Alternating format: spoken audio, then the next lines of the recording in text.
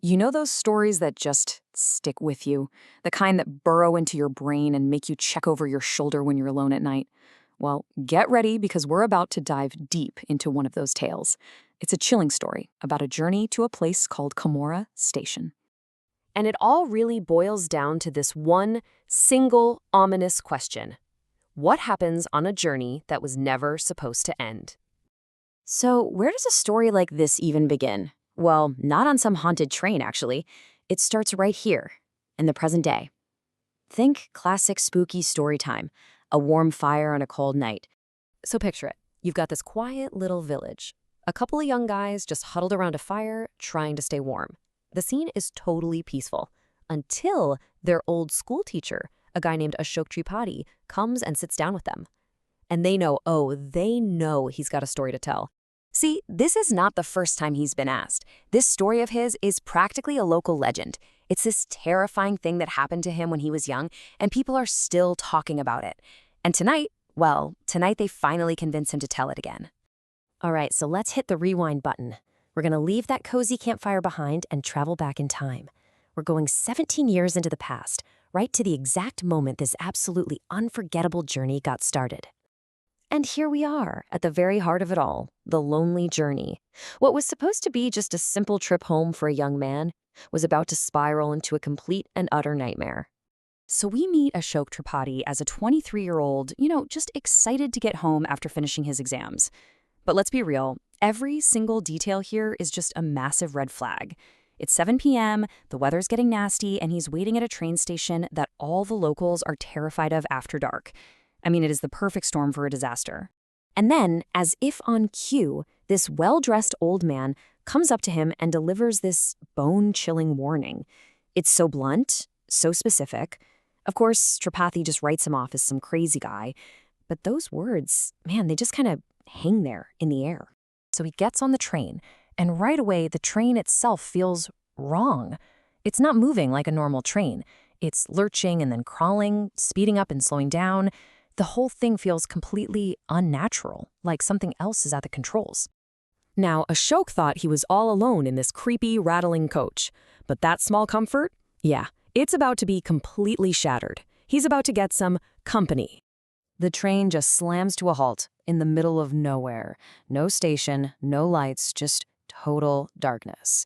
And out of that pitch-black night, this beautiful woman wearing a white sari just steps onto his empty coach. I mean, where did she even come from? Tripathi, trying to get a handle on this bizarre situation, does what any of us would probably do. He tries to start a conversation. Just a normal question, right? An attempt to cut through that eerie silence and figure out who on earth this person is. And her answer, wow. This is where the alarm bells really start screaming. She tells him her husband passed away, but her reaction is just off. There's no sadness, not a trace of grief. Instead, she just gives him this strange, almost fearless smile that sends a chill right down his spine. The hours just crawl by. And now it's the dead of night, 2:30 in the morning. They're completely isolated on this phantom train when all of a sudden, it dies. For good. So they're stranded, just completely swallowed up by the darkness of the forest. The train is out of the picture. And trust me, this journey is about to get a whole lot worse. Okay, the train's dead. Now what? The woman, who is completely unfazed by all this, just says she's going to walk through the forest to her village. Tripathi feels like he has no other option, so he reluctantly agrees to go with her. And the second they step off that train, a cold, hard rain starts pouring down. As they're walking, he asks her a simple, normal question. What's your name? Her reply is anything but normal. It's cryptic, it's dismissive, and it's deeply, deeply creepy. It's almost like she already knows this is the first and the last time they'll ever meet. And then the sounds begin. The forest just comes alive with these noises that have no source. He hears a woman sobbing somewhere in the dark, a child screaming, the faint little jingle of an anklet that seems to be following them. They are not alone out there. And that's it. Tripathi's nerve just snaps. His gut is screaming at him that this is a trap, that they're walking right into something terrible. He finally says it out loud, basically begging to turn back. But it's already far too late. This is the moment. This is the big reveal. The moment that pure terror takes over, and all that's left is a desperate scramble for survival. He turns to say something to her, and she's just gone. Poof, vanished into thin air. And in the silence where she stood, he hears it. A horrifying, piercing laugh echoing through the trees. He is truly, utterly alone now, with whatever was just pretending to be his companion.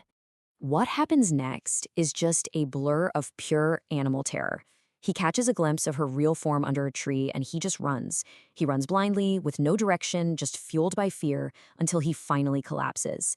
They find him the next morning, back at the station, completely unconscious. And that experience, it scarred him for life. He swore he would never, ever travel at night again. And that brings us all the way back to the present. Back to that campfire where those two young men are probably sitting in stunned silence. The story is over, but there's still one piece of this puzzle that just doesn't fit. The ghost, the train, the forest, all of it is absolutely terrifying, for sure. But think about it. Go all the way back to the beginning. That well-dressed old man at the station who warned him, whoever goes never returns. Who was he? Was he some kind of guardian angel trying to save him? Or was he part of the trap all along?